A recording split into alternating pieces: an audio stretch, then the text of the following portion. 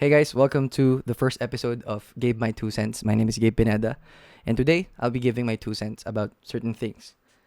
I honestly don't know what to talk about or what to start with since this is super random and I will try my best to keep it as uncut as possible. But since there's been a very high demand on me starting the podcast already since you guys are asking for it, let's do it. So I have a list of like topics here that people want to talk about. Galing ko sila sa comment section ko nung pinost ko yung video na what do you want to talk about in the podcast. So again, this, this is Gabe My 2 cents. Um, this is Gabe My 2 cents episode 1. All right, enough of that. Okay, let's see the topics that we have here. Okay, psychology topics. I guess we could start with that, right?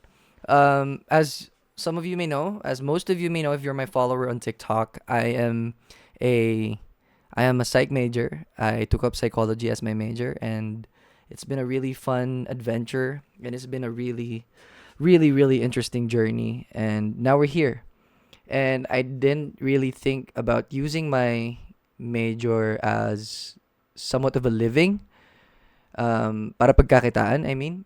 Pero nandito tayo ngayon sa space na to, and I've been trying to make content to like raise awareness about certain psychological topics and to raise mental health awareness as well.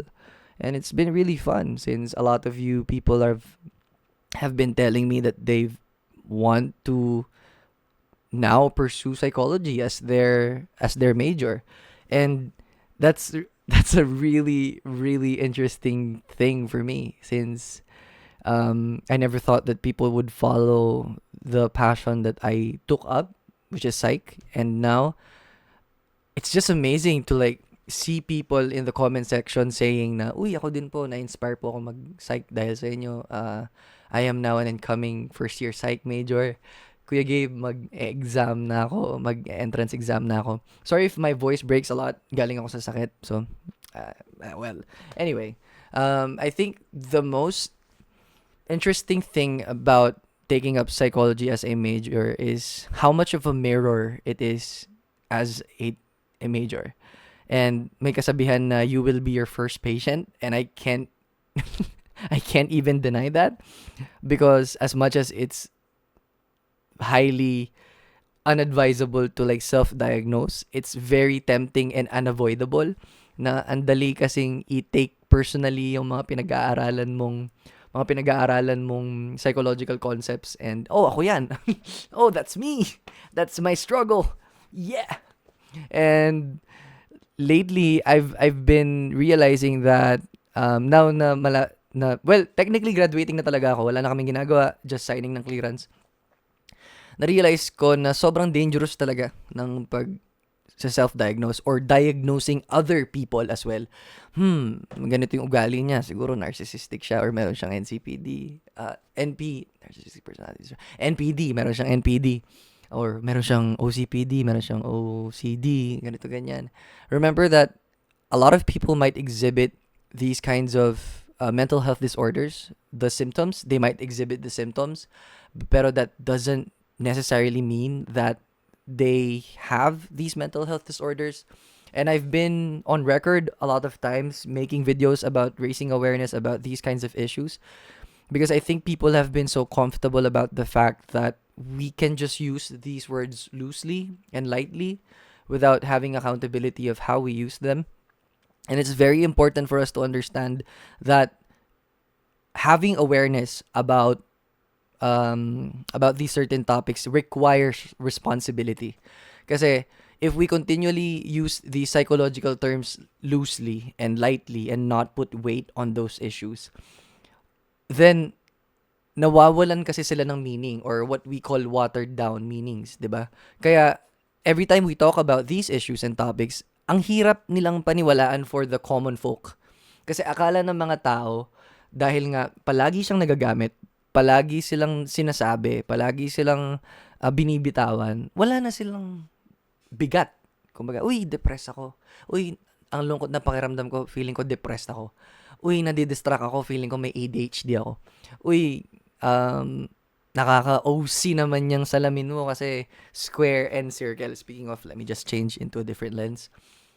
Um, yeah, I guess that's one of the challenges that we face as psych majors because it's our duty to raise awareness, but at the same time, that awareness comes with responsibility, di ba? So, sad to say, kagaya nga ng sinabi ni Loki dun sa season 2, purpose is more burden than glory. And I think whenever people would enter psych as a major, they need to be very precise with their intention and their purpose. Because if they are not precise and intentional about the purpose that they want to do with this major, it's very easy to lose yourself or to lose your purpose, I guess. Kasi, uy, psych major, maangas yan, ganyan. Uy, psych major, matalino yan, nagbabasa ng isip, di ba? Pero hindi eh. I think ang pagpupursue ng psych as a major comes with a very, very important responsibility. We need to be accountable sa mga actions and sa mga words na binibitawan natin because we are at the forefront of this movement that we're trying to raise awareness of. And if we're not careful, a lot of people will just take us lightly and we will not be taken seriously, which is what we are in need of, 'di ba?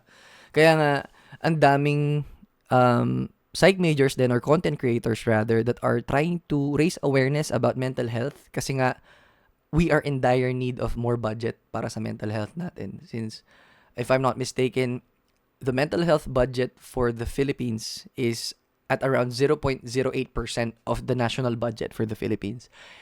And I can't even begin to tell you how absurd that is because mental health problems are one of the leading problems natin ngayon sa Pilipinas and we need to raise more awareness para at least if hindi man natin siya magagawang libre para sa lahat, magagawa naman natin siyang accessible.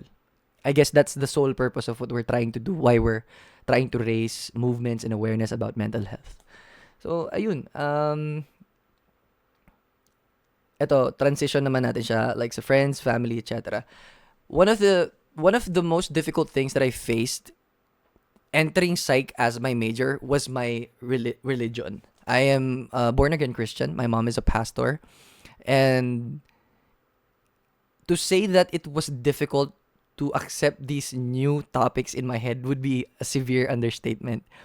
I think it's very I think it's very difficult for me to process these kinds of new arguments that are being delivered sa akin and being presented sa akin.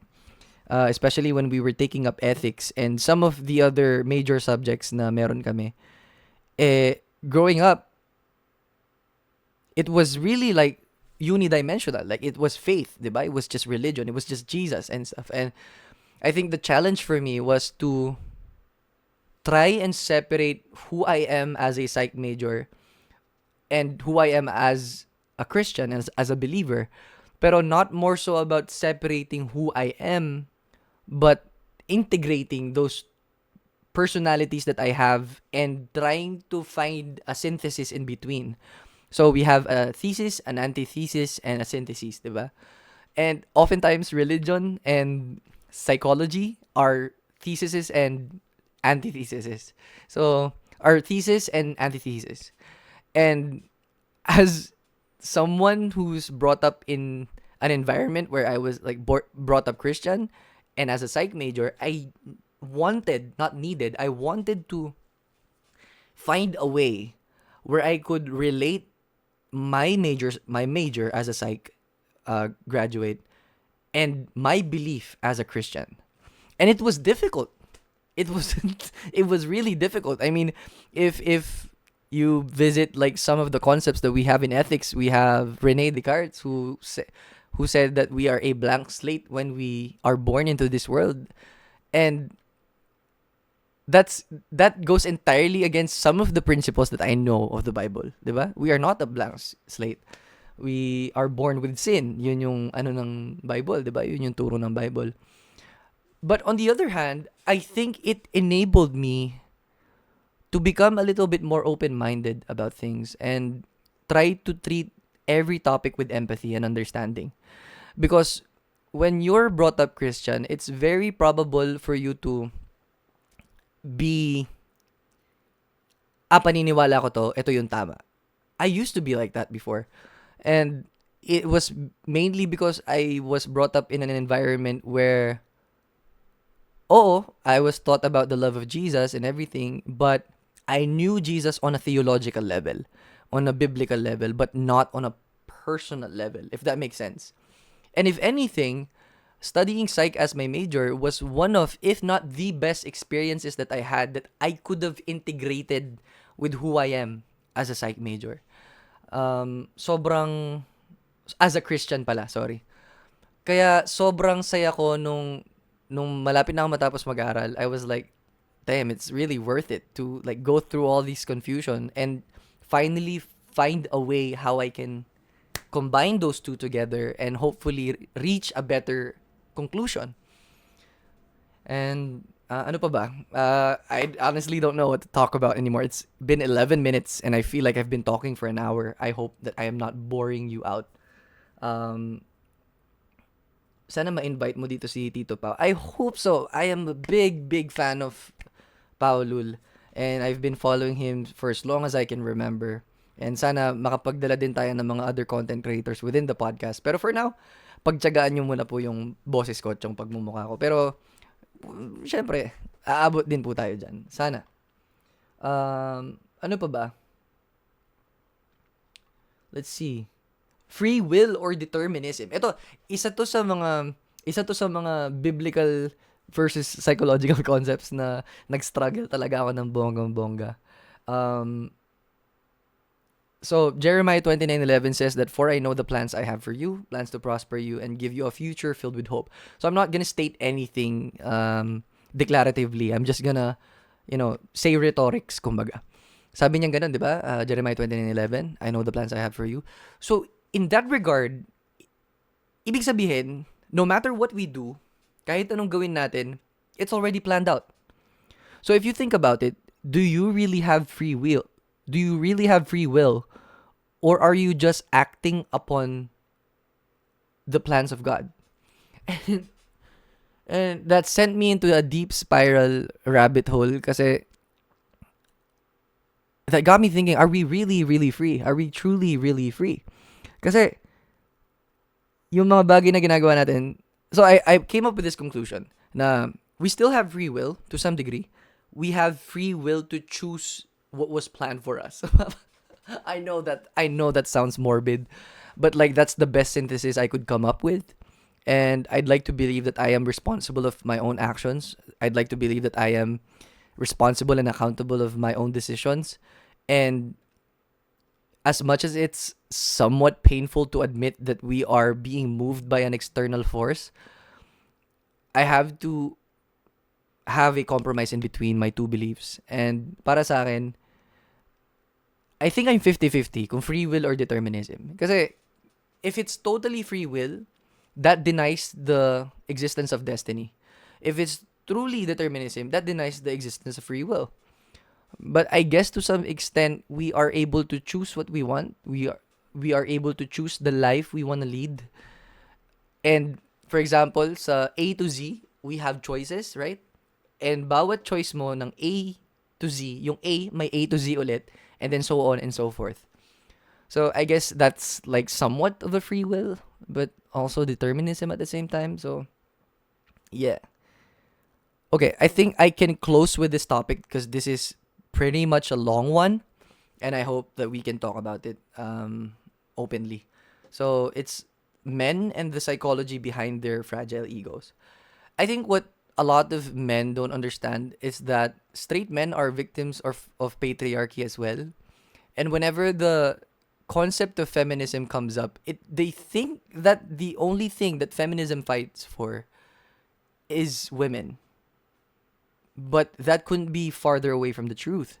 Because the reason I think that we celebrate Men's Mental Health Month during June and Pride Month during June is because these problems or these issues were created by the patriarchy itself.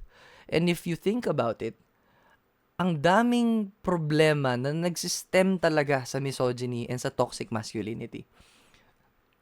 Imagine ninyo, we have both agreed that men experience assault and abuse as well, right? Pero why is it so difficult for men to open up about these issues? Why is it so difficult for them to talk about these issues whenever they are faced with these problems? Because at the back of their mind, they are afraid to be called weak or soft. By who?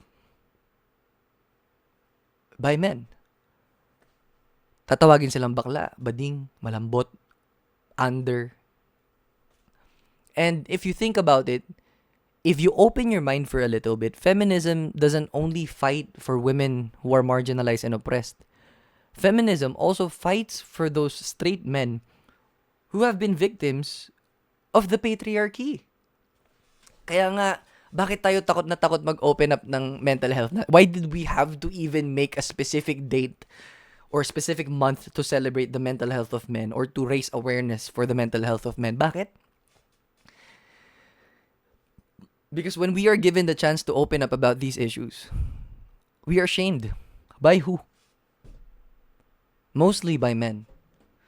Na kapag sinabi mo na, pare, nalulungkot ako, depressed, ang hina mo naman, ako nga ganito. That's the sad reality. That everyone is not safe from the patriarchy. Everyone could be victims of the patriarchy. And that's what I'm trying to push out as an advocacy. That tayo bilang lalaki, and let me close with this, just so that we can have a really, really quick episode lang. Tayo bilang lalaki, it's very important for us to understand that being a guy is oftentimes a privilege if we know how to use it. If you see the other houses burning, you don't need to raise awareness for your own house burning kasi everyone knows that already eh. Alam na nila yun eh. Alam naman natin na pati lalaki binabastos. Alam naman natin pati mga lalaki binubugbog o may battered husband din. Pero at the end of the day, women are more generally oppressed. Kaya nga, I fully believe that you cannot oppress the oppressor. Di ba? Kasi nga, if we think about it, I just find it really convenient for other men to suddenly bring up these issues that we have as men when we can have a totally different space to talk about them. When we are bringing up issues of women, kapag dinadala natin yung usapan, kapag binibigyan natin ng importansya na kailangan natin i-call out yung mga kapwa nating lalaki, kailangan natin bigyan ng importansya na hindi dahil sa suot ng babae kaya sila binabastos, hindi dapat natin sinisisi yung mga victims of rape, hindi natin dapat sinisisi yung mga victims of sexual abuse. Bigla, conveniently, kami din naman. Diba? That's so unnecessary in my opinion. That's so unnecessary to do so because we have specific spaces to do that amongst men. We have specific spaces where we can like speak up about it and talk about it like men and parang lalaki sa lalaki kumbaga. Pero now that we're talking about those who are generally marginalized and oppressed, bigla we find the audacity to bring up these issues as if no one's paying attention. But there are people who's paying attention. And hindi naman ibig sabihin na pinag-uusapan natin yung mga issues ng babae, nini-neglect na or dini-deny or dini-disprove na yung mga lalaki, they're going through the same thing. So, I'd like to keep the episode short just so I could get a test kung paano ba natin gagawin to. So, yeah, since meron akong gig bukas, the date is June 21, 2024. May gig ako bukas. So, I won't be able to go live. I'll use this as a buffer para meron pakinggan yung mga tao or mga followers ko. Again, my name is Gabe Pineda, and this was the episode 1 of Gabe, My 2 Cents. Bye-bye.